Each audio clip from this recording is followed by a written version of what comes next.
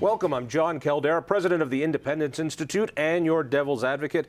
Remember, this legislative session we just had was all about jobs, jobs, jobs, and the economy, because that's what we needed to talk about how far we went on jobs and the economy.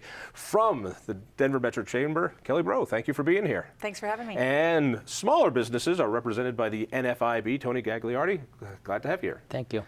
By the way, if people don't know the organizations, NFIB is what? A National Federation of Independent Business. We're 70 years old this And you month. look every day of it, my friend. Thank you. Thank you. But we represent 7,500 small business owners in Colorado.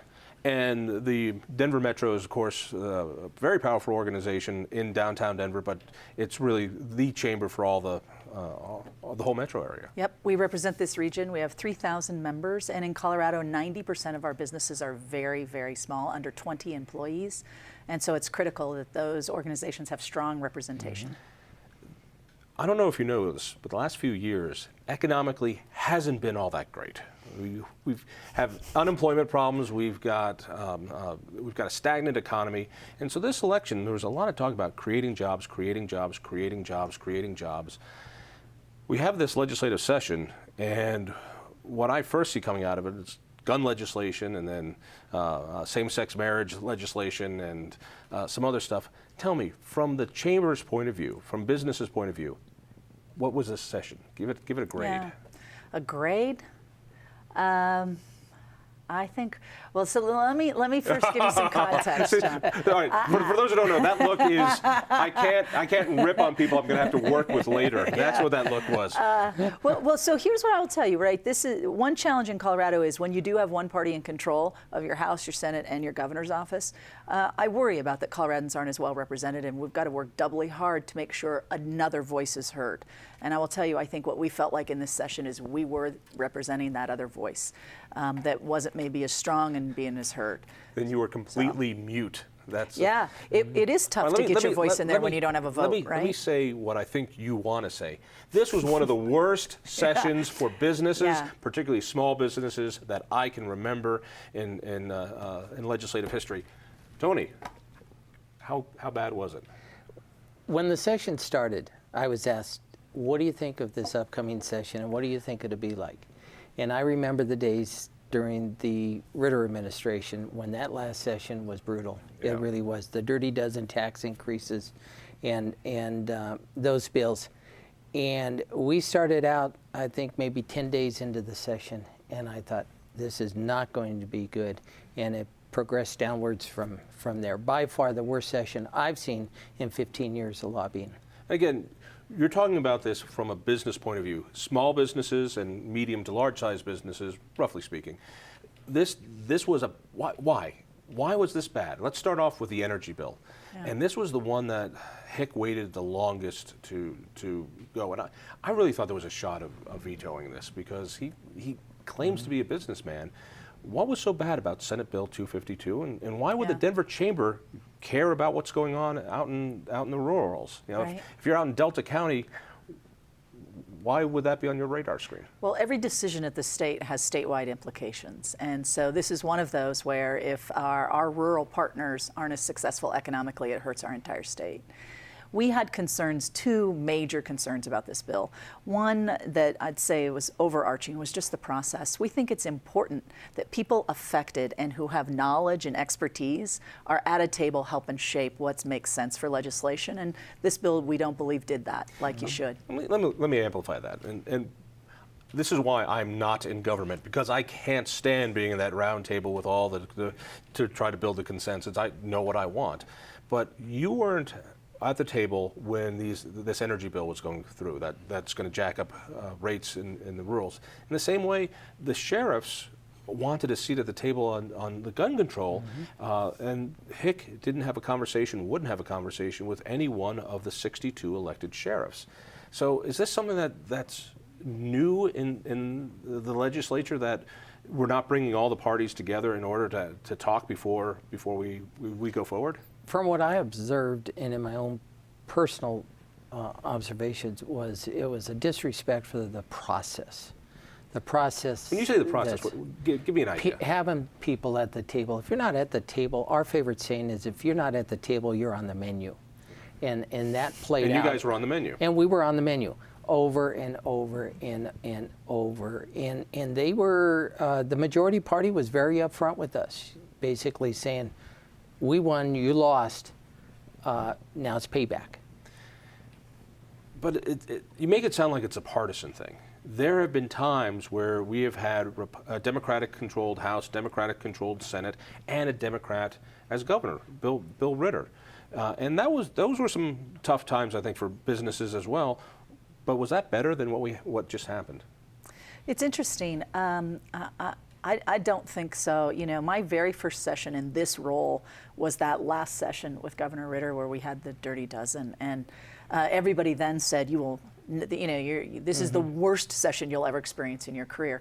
Well, it appears we're, a little more competitive around the worst session than we want to be. We've now established a new baseline. Yes. Is that the way to put that's it? right. But Governor Owens, who had a majority of Republicans, will also tell you it was difficult to govern in that situation. And I think this is where you got to respect who Colorado is. And when I hear Tony talk about process, that's what it is. We're a third, a third, and a third. And whether it's I mean, a third Republican, third unaffiliated, third Democrat. yeah. And to me, a good process has that kind of diversity. It has urban and rural. It has, on an energy bill, it has traditional and new sources. It has, co-ops, and everybody's sitting there figuring out how do you solve it. Let me put it in a less polite way.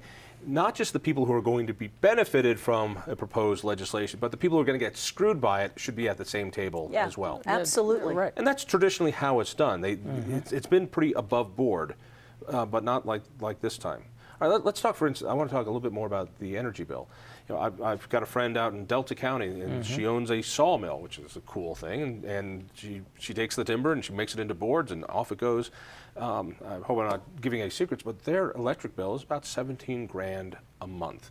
And when this new law comes in, they're going to have to figure out who they're going to lay off and how they're going to lay off somebody, because they're not going to be able to afford it. It's tight margins, particularly in this economy. How bad is 252 from a small business point of view? From a small business point of view, we look at our membership in the agricultural industry, the family farm, and when they turn on those irrigation pumps, and when all of a sudden they're seeing 20 to 30% increase in the energy costs and the utility costs, yeah, that's the first thing they say is, I can't afford this person over here, or the small manufacturing company in La Junta, Colorado. It's the first thing they're going to look at. That's the only way they can control their costs, is they either don't hire or they reduce their existing workforce. Same thing with large companies too. Yeah, no question. And this is one of those bills that, even as we all waited to see what the governor might do, I think he created an advisory committee when he signed the bill. And the purpose of the advisory committee is to figure out, do we have the right numbers in here? Are they actually achievable? And our preference would be, let's get it right in the legislation, and then pass the law, but not kind of the other way around. And I think we've got to push very hard as Coloradans, demanding that we have better process and we get the bill right on the front end. I want to talk a little bit about the civil rights bill that passed. It says it makes it easier for an employee to sue their employer with some caps.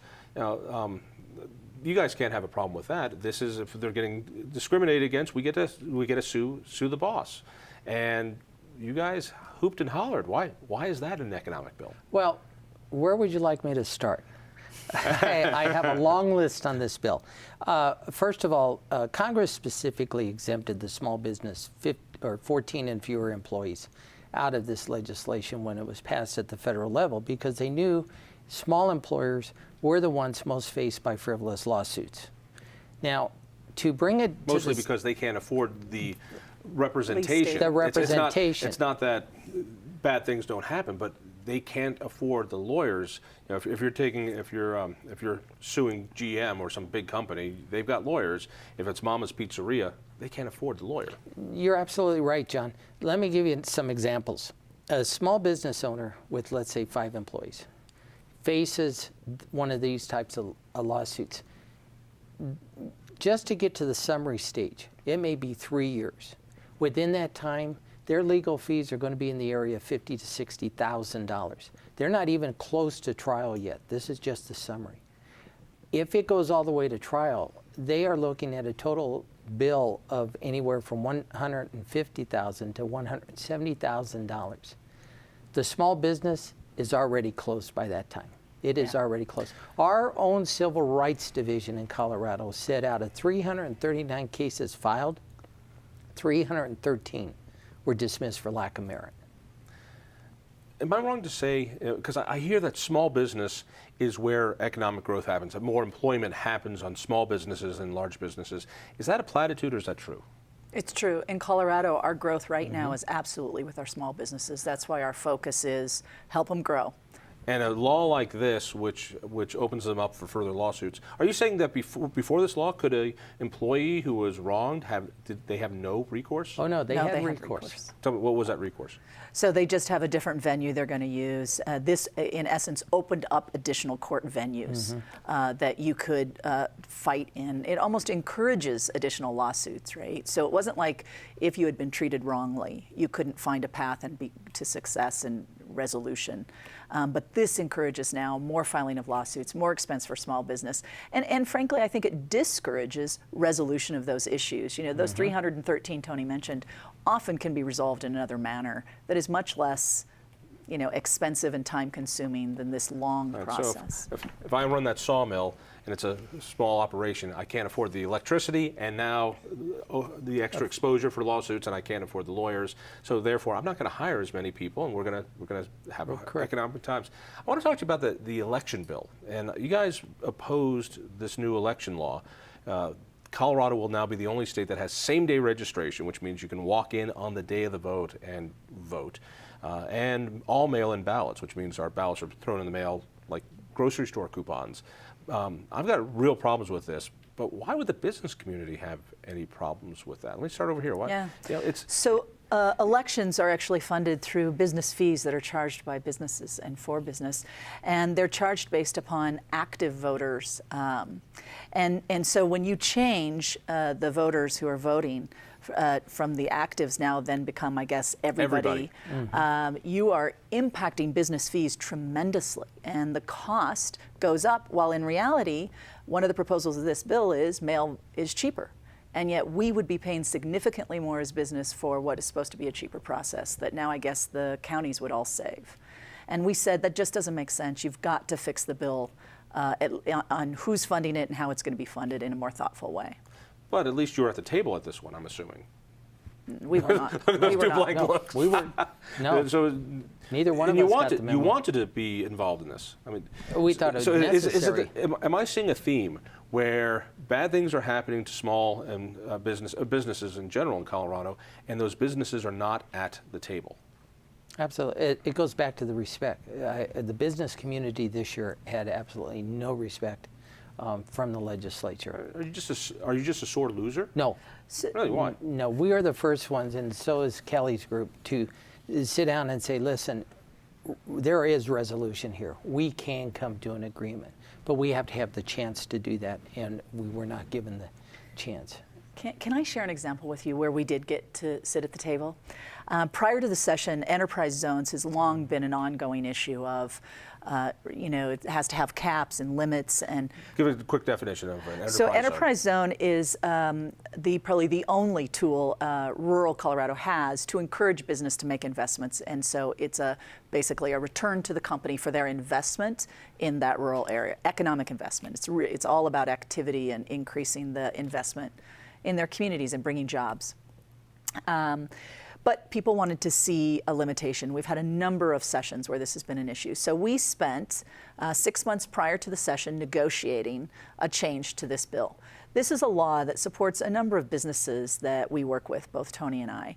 And so people weren't really happy in my world, right? That we negotiated basically a limitation. It was $1 million annually per entity, and it had a 12-year kind of cap around which all the work had to be done. And we all shook hands, we walked away, we had a bill filed that represented that compromise. And when it got to the floor in front of the committee, the sponsor said, "Oh, I didn't understand that to be the deal, I'm going to change it." It now is a 750-year cap and a 14-year timeline, and we withdrew our support for it. Now, we had suffered significant negatives explaining to our members why we supported the first compromise, and then to only have it changed on us after we did the deal. And what I would say is, you got to put people at the table, and then you got to hold to the deal, and that's all we ask. And that's the way it's traditionally been done in Colorado. I mean, it has been a remarkably open process when laws are made. You see them happening. You see the different people, the organizations, you ugly lobbyists fighting each other, but it's right there out in front. Yep. This year, that just wasn't there. It certainly wasn't there on firearms. It wasn't there on all sorts of issues. Talk to me a little bit about oil and gas, because my suspicion is we're going to be facing a statewide oil and gas fracking ban. And again, this is something that hurts rural communities more so.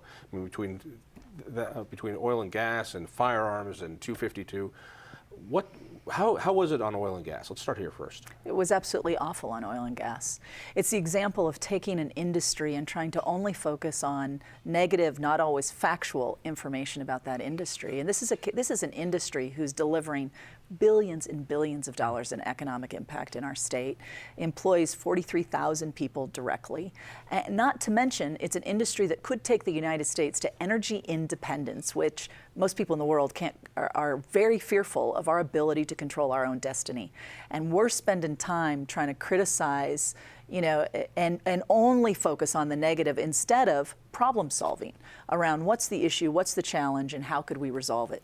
And I think this industry is so willing to come forward. They live in this community. They care deeply about Colorado. They're right here with us. They will help us solve, and we can get the oil and gas out of the ground and protect our environment. What happened this year? What was passed that changes that? This year we had some success in slowing down the bills, but there was a whole lot of defense on bills around oil and gas. And also by the municipalities going bit by fracking bans, it's going to be awful. All Yeah. right, you gave me this letter, which was an interesting one, and I've seen coalitions come together, particularly for tax increases that I despise. But this was a plea to the governor to veto several bills, including some that we just spoke about. And I'm seeing groups that I've never seen together before, the NFIB and the farm bureaus there, Mining Association, Oil and Gas, the Denver Chamber, I mean, the Action 22, Colorado Concern. I mean, this is an amazing coalition of people in different industries. A lot of these have nothing to, the home builders don't have a whole lot to do with the Farm Bureau, but there they are asking to veto these bills. Did he veto a single one of these? No. No. 441 bills, all signed. Not a single veto, not one veto. Not one. This was a rubber stamp. It was a rubber stamp. And let me ask you a little bit about the governor. I mean, I understand we have hardcore progressives in both the House and the Senate, but the governor really sold himself as a business-friendly Democrat, and having businesses of his own, he really put out a wonderful image that he understands what particularly small businesses go through. After seeing him sign all these bills that all these groups pleaded, please don't do this to us, is he still seen as that business-friendly Democrat? Let me tell you how NFIB handled it. For the first time, I put out a press release commending the governor for an action taken. Only it was the governor of Nevada I was congratulating for vetoing a bill exactly like House Bill 1136, the Civil Rights Bill, where our governor, who's supposed to be a small business governor, signed it. We saw no formal leadership. We constantly heard, I'm a small business owner. I know the plight that you're up against. And it just rang hollow. There's just, I think the credibility has been severely damaged. And I don't know. We just did not see this same governor who got elected as a small business governor present. You mentioned your first session was Bill Ritter's last year. And when a bill forcing unionization on municipal fire departments came up, he vetoed that. And he was not a small business-friendly Democrat. he vetoed that. This year around, the guy who knows more about business, is sympathetic with businesses, who likes local control of these issues, signed that bill. And it's not just going to be fire departments, it's going to be all sorts of municipal things. Took the local control away from the voters in that city or county and put it into the state to force unionization and make it easier if they want to unionize. Was Ritter actually more business friendly than Hick? We don't do a scorecard governor by governor, but on this particular issue, in both instances, we had asked the governor's support to defeat the legislation or ensure if it got to their desk, they'd veto it. And why would we care about unionization in public sector? Because it has a significant impact on the cost of that operation. We very much think it's a local decision that local voters should decide if that's what they want or don't want, and that's how we've been doing it in Colorado, and we think that works. So we're disappointed, but All right. we lost it. Shed your job for a second. Right. Yeah, right. Yeah. Sure, Great idea. Yeah. Don't get off my teeth. Pretend you're not doing your job. You worked for Mayor Hickenlooper for a long time. What role was that? As chief of staff. Chief of staff. Well, I had a number of jobs. I left as chief of staff. You left as chief of staff. How surprised are you, as someone who knows Hick better? And I like Hick. He's an engaging man. He comes on the show. I can tell he's thoughtful. And I enjoy him. I think we Right. all enjoy him. But tell me, did this surprise you this year, having known him and worked with him for many years? Yeah, a little bit. It absolutely did. I think what I know best about him is he loves to find compromise and solutions that address everybody's issues. And I think once in a while, as this session proved, and maybe in this session more than usual, you can't always do that. And I think that's a really hard, much tougher place for him, as we saw. And I think that what comes out of it then are questions like this of, what does it take to be a little firmer and a little stronger and a little more directional on some of these issues? You're so when diplomatic. you can't solve them. This is why I couldn't am have your diplomatic. job. You're wonderfully diplomatic. All right. You've worked with him as mayor before as well, and 2 years before, but he had that one vote majority for Republicans in the House, which saved so much from coming onto his desk. Absolutely. The guy who was hurt most in the last election was Hick, because now he was going to have to make some decisions and show some leadership. And a lot of these, he didn't make any decisions, and I don't see the leadership. What do you see? We were looking for the vision and the courage, because we knew he was in a bad spot. He probably was the last one who wanted to see the election results last November. Isn't that amazing? And If a Democratic governor says, "Oh God, please don't give me a Democratic House and Senate. Please don't do that," something's out of whack. But I'd throw this out on the table. I think with the Ritter administration and the Hickenlooper administration, I think we are now starting to see that legislative experience can mean a lot to a governor, to a new governor, when they know what the relationship needs to be with that second floor and what happens when they don't develop it. It's an interesting observation for those who don't know. So when you had Owens or Roy Romer or Dick Lamb, these are the guys who spent their time in those corridors as state legislators and then got bumped up through the process and became, and all of them were very strong leaders, good chief executives who took charge of situations, often not to my liking, but they knew how to steer the ship. Ritter was a DA, Hickenlooper was a mayor, and it's a completely different form of government. That's a very good point. And Ritter, I believe, was probably one of the most pure-hearted, good guys we've ever. He did. He had a big heart. Big heart. One of the greatest guys you could ever have in that office. But I'll say it, he was ineffective as governor. He was ineffective as the CEO of the operation. That's right. Is it time to say the same thing about Hickenlooper? And I know it's tough in your spot, but is he a good executive here? What are you guys going to do? Well, but what can you do, right? No matter what our answer is to your question, the reality is what we have to do is figure out how do you help everybody up their game. And whether you're in the legislature or you're the governor, how do we help you understand what it really takes to lead this state and how we can drive in a direction All that's right. way more productive? Let's put it more into the partisan realm. If Republicans don't get their stuff together and start putting out viable candidates, you're going to have another 4 years of this stuff. Are your organizations going to be working in those elections to change that, or is that too soon to say? We do not do candidates at the Chamber of Commerce. Maybe it's time to start. Well, we do. Do you? And we're starting early.